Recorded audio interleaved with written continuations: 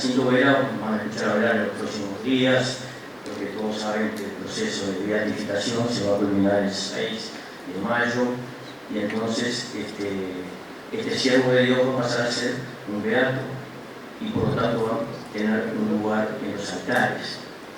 Quizá sea el preámbulo o la primera etapa de una segunda etapa, supongo yo, ¿verdad?, de que él mismo sea postulado a su canonización, y entonces Jacinto Vera no solamente va a ser un beato, sino que va a ser un santo. Lo primero que bueno, este es un trabajo que va a salir en el número 13 de la revista Histórica Rochense, que va a salir en los próximos meses. La revista ha tenido un pequeño interregno, pero ya va a volver a salir de vuelta. Y en el número 13 va a haber un trabajo hecho por nosotros. Nosotros vamos a hacer algo mucho menos que un resumen de eso, ¿verdad?, porque no tenemos tiempo para eso. Lo primero que se me ocurre decir es por qué es importante esta figura histórica, por qué tiene relieve, porque hoy estamos hablando de ella, ¿verdad? Y se me antojó hacer 4 renglones simplemente para ello, para decirles su importancia. En primer lugar, fue el primer obispo uruguayo, o sea, fue la primera autoridad eclesiástica que hubo en el país. En segundo lugar, porque le tocó actuar en momentos complicados. Vera no tuvo paz durante todo su trayecto en el país, ¿verdad?, porque siempre le tocó en momentos muy complicados, en algunos casos difíciles, y en otros casos violentos, y en otros casos también trágicos y sangrientos. Pero además, su propia forma de ser y de actuar, y la necesidad que él creyó que era la obligación de la época y del momento, hizo que Vera fuera no un fraile, no un integrante más del clero, sino que fuera un guerrero, ¿verdad?, fuera un hombre que podía decirse la primera espada de la Iglesia Católica en el Uruguay. Fue un soldado de Dios y las circunstancias hicieron que tuvieran que de alguna forma actuar así. Y en cuarto lugar, porque más que organizar, creó el clero uruguayo, prácticamente hasta ese momento inexistente. Solamente se puede ordenar y organizar algo que ya existe y que está desorganizado. Pero en este caso, la figura de Monseñor Jacinto Vera fue la de ser el verdadero creador. Estas 4 cosas hacen de que nosotros tengamos de alguna manera cierto interés en hablar un poco de él. 3 datos sobre él. Así como el sol nace por el este, aparece todos los días por el este, Jacinto Vera también apareció en el firmamento de la banda oriental por el este, ¿no? Hay quien dice que nació a bordo del barco que lo traía de las Islas Canarias, hay quien dice que nació en Brasil, porque la familia que venía con destino a la banda oriental tuvo que hacer un pequeño parate en Brasil, porque la situación en 1813 así lo ameritaba. Acá, integrante de una familia modesta, sencilla, una familia campesina, más que campesina diría yo, además labradora. Eso hace de que cuando vengan para acá se establezcan en la zona de Pan de Azúcar, más concretamente en el aula del Mallorquín, o definido así como el aula del Mallorquín. Lugares, ¿por qué? Porque allí había algunos contactos, y él pasa a estar de puestero en un establecimiento de un conocido, lugares que no se prestan mucho para la agricultura, ¿verdad?, que por lo menos hay dificultades para eso. Los primeros momentos de esta familia de Vera pasan muchas necesidades, muchos sacrificios, logran algunos ahorros, y entonces sí pasan a una segunda etapa en lo que hoy sería el departamento de Canelones, más concretamente en la zona del Toledo. Lugar obviamente totalmente distinto del que venía, ¿verdad? Un lugar con otras posibilidades económicas, con otras posibilidades sociales, un lugar con mucha mayor población. Y entonces el niño y el muchachito Vera ya comienza a ver las cosas de otra manera y a tomar contacto con otra gente. Su principal contacto y figura muy destacada en su posterior formación eclesiástica, Lázaro Badera, ¿no?, un fraile franciscano que va a influir notablemente en él, al punto de que incluso logra convencerlo de ir a Montevideo y establecerse allí en la llamada Casa de los Ejercicios. Después de esas primeras etapas en Montevideo, él integra el ejército de Oribe, vuelto a su a su establecimiento familiar, integra el ejército Bolívar. Vamos a decir que no era un gran soldado, no era una persona que hacía cosas desde el punto de vista administrativo en ese ejército, ¿verdad? Pero sucede un hecho muy importante, y es que a través de Juan Manuel de Rosas los jesuitas vuelven a Buenos Aires y allí abren una serie de establecimientos y lugares de enseñanza, y Jacinto Vera se va para Buenos Aires y allí va a empezar a estudiar, a formarse como un verdadero religioso, ¿verdad? Y va a volver al Uruguay en 1841, no eligió una fecha precisamente buena, la Guerra Grande ya estaba instalada, y allí es cuando comienza su tarea eclesiástica ya como un sacerdote, ¿verdad? Rápidamente nosotros vamos a hablar de los asuntos posteriores, ¿verdad? Todos esos problemas con el presidente Pereira, fundamentalmente con el presidente Berro, que era católico, y otras cosas más, ¿verdad? Pero todas esas circunstancias, más esas ideas nuevas que venían en un borbollón incontenible, que ponían un poco en tela de juicio la influencia de la Iglesia, tanto desde el punto de vista espiritual, filosófico, como también político, hizo que tuviera una cantidad de problemas y tuviera que o exilarse o desterrarse voluntariamente en Buenos Aires, o hubo obligado por la vía de los hechos. En 1865 vuelve de vuelta ya a Montevideo, pero vuelve ya nombrado como obispo, o sea que ahí comienza la actividad del obispo. Su actividad futura va a estar marcada por la venida de los jesuitas a Montevideo, hecho clave en la vida de Vera, porque ahí se va a sentir seguro, ahí se va a sentir que tiene unos laderos importantes que lo van a apoyar y que van a integrar una especie de pequeño cuerpo de élite que va a andar con él para todos lados y lo va a sostener. Y él se va a poner al frente de ese cuerpo.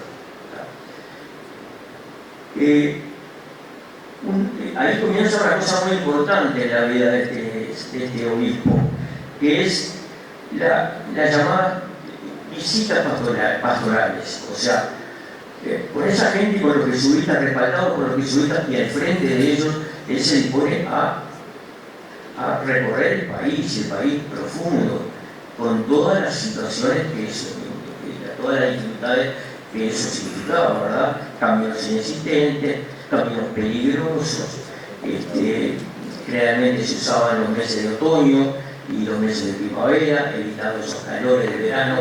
Era gente que no estaba acostumbrada, gente que físicamente incluso no estaba apta para andar en esos carruajes, o incluso a veces a pie en algún lado, ya que no era gente que andaba mucho a caballo, ¿verdad? Bueno, en el año 65 visita por primera vez a la zona del este y llega a Rocha en el año 65. Estando Monseñor Jacinto Vera y los jesuitas en Rocha, se incendia la capilla, se prende fuego en la capilla, o la capilla se prende fuego. Bueno, no hay ninguna persona, por más cándida que sea, que pueda pensar de que la presencia de Jacinto Vera en Rocha y el incendio de la capilla son dos cosas que no tienen nada que ver, ¿verdad? O sea, ya se veía una gran animosidad respecto a estas visitas pastorales. Recordar que estas visitas pastorales eran muy importantes porque la gente nunca había visto este tipo de cosas, porque no estaba acostumbrado a ver estas delegaciones con esos estandartes, con esas vestimentas, con esos cirios, con esos cánticos, o sea, una cosa que llamaba poderosamente la atención. Y había entonces, por supuesto, organizada por las propias comunidades religiosas del lugar, gente que los recibía con flores y con mucho algarabía, con mucho entusiasmo. También había algunos que no lo recibían de esa manera. Progresivamente van visitando otros lugares, el litoral, por supuesto. En una de las visitas al litoral muere un sacerdote Chelos, que era famoso y que muere una persona obesa, digamos, o sea, muere en la circunstancia por el calor, ¿no? Y también recorre el norte.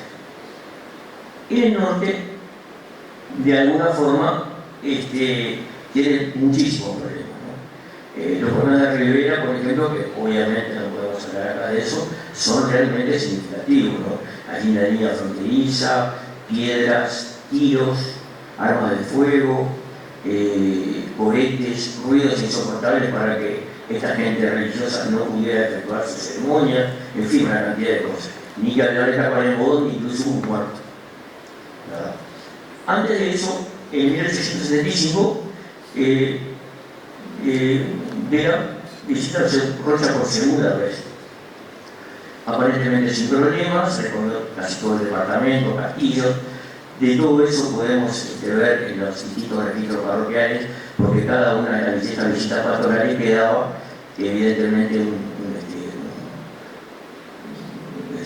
un testimonio en las páginas de esos libros. Llegamos a 1881, momento muy especial para el este. El 1 de agosto de 1881 va a entrar en vigencia la ley de creación del departamento.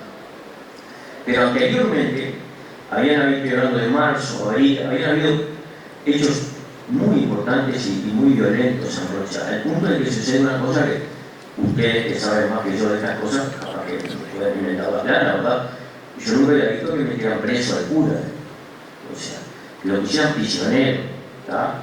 Todo esto impulsado por una cantidad de gente de la zona, pero también por la gente de Maldonado, que obviamente frente a la creación del departamento de Rocha no iba a dejar las cosas así por así. Incluso el primer jefe político de Rocha va a ser Oroyo Fajardo de Maldonado, ¿no? Gente muy vinculada a la masonería. Estas logias todavía no se habían formado, pero estaban en proceso de fundación, ¿verdad?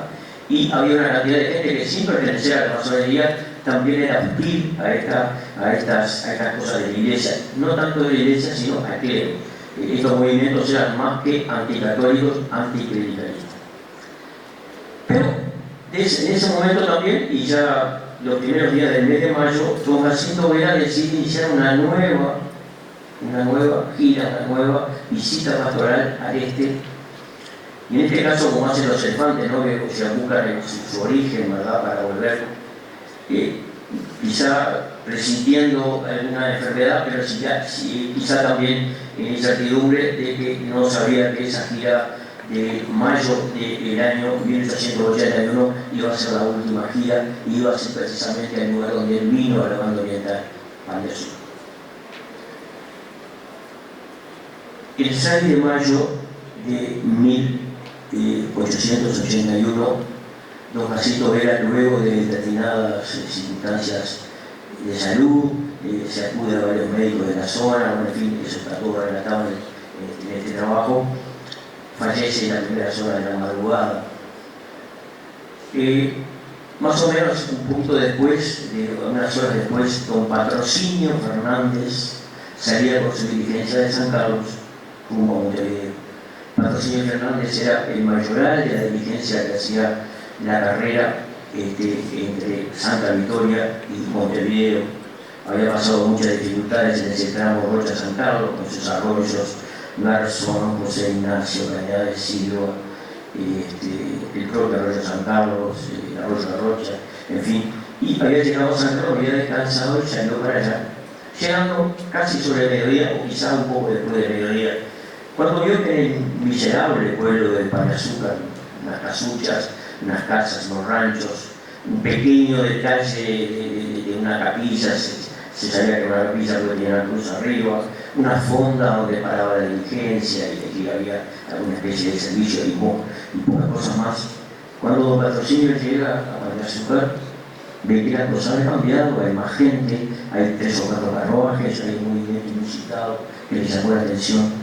Y cuando se bajó un grupo de personas, lo contrataron inmediatamente, lo saludaron y le dijeron que tenían la necesidad de trasladar a don Jacinto Vera hacia Pando, que era donde estaba la punta de la vía del ferrocarril. Él dijo que se enojó, dijo que como lo había realizado antes, como a un señor no le iban a dar las comodidades, que le venían con pasaje, que en fin, una cantidad de cosas más. Pero claro, en el primer momento, como vieron que no se había percatado de la situación, le dijeron, mire, tiene que llevarlo pero muerto. Está muerto el hombre. Entonces, bueno, un Patrocinio casi se cae, ¿verdad? O sea, todavía peor la cosa. Bueno, lo cierto es que en las próximas horas lograron acomodar el cuerpo de Jacinto Vera, lo pusieron en unas cosas de hojalata, le hicieron un armazón de madera y lograron meterlo en la diligencia de Patrocinio Fernández. Quienes conocemos, ya termino, estos movimientos y estas situaciones que pasaron por el este, con estos movimientos, con estos cambios filosóficos y en el mundo de las ideas, sabemos que Patrocinio Fernández, el rochense Patrocinio Fernández en su diligencia llevando el cadáver de don Jacinto Vera, era algo realmente icónico, ¿verdad? De una cosa así. Bueno, finalizo acá diciendo que este es el triste destino de este obispo, diciendo que el este ha sido protagonista en este tipo de cosas, diciendo que en estos momentos el país estaba la sociedad uruguaya estaba en esos cambios irreversibles, y diciendo que muy poco después va a haber un soldado de reemplazo que también lo va a aportar el este, ¿verdad? Más concretamente San Carlos, con la figura de Mariano Soler, un hombre que también va a ser un guerrero, que también se va a enfrentar, que también le va a estar mandando permanentemente mensajes a la oposición de que estaban ahí, estaban dispuestos a defender la iglesia. Y sobre todas las cosas, una persona de otro mundo, ya de otro ambiente, pero quizá del mismo destino. Mariano Soler muere en uno de sus famosos viajes a Tierra Santa y a la Santa Sede, a la salida del Mediterráneo, en el barco que lo conducía de vuelta al Río de la Plata. Les agradezco mucho por todo esto.